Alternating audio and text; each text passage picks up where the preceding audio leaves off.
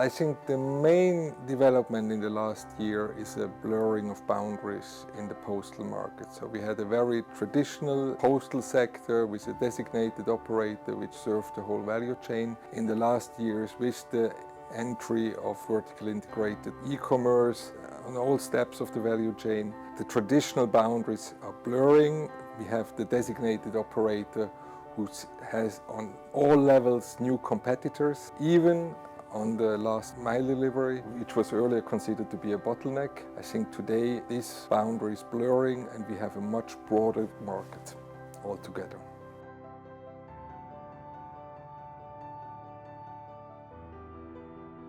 With regard to price, that's the first word I heard. I think we are in a very good situation that we have effective competition in wide areas of the market. So pricing should not be a concern for the postal regulator. Hopefully competition brings prices down to an efficient pricing down and service quality up. So there I don't see any major concerns. Of course, we'll always have some regional problems perhaps, or some very specific problems in some areas. I think another question, especially with e-commerce, is today consumer protection. There we have the problem that the quantities are so immense that those quantities cannot anymore be controlled. We have, especially for example now in Switzerland, we have a local e-commerce which complains that they say it's much more heavily regulated, they have much higher standards to fulfill than some of the e-commerce providers who deliver their goods from all over the world.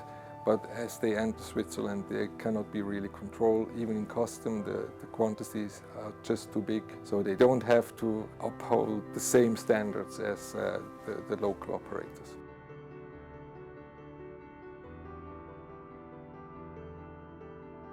Capacity gaps in terms of their expertise, I would say they need more expertise in e-commerce and logistic.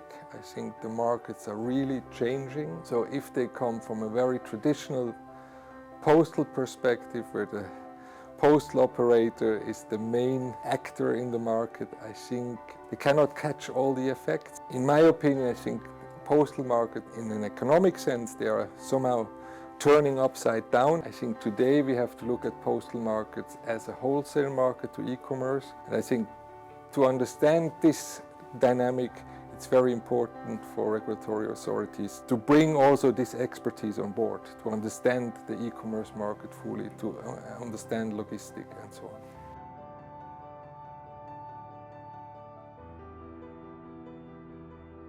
They need to reinvent themselves. They should focus on the problems and not anymore their perception that they are the regulator of the market and control everything. Markets are much more fluid, the boundaries are much more blurred, and so as the regulator has to identify problems, find solutions for them. It's much more problem focused, and as such I think there is a very important role for regulators also in the future, but of course as the market changes, the regulators have to change.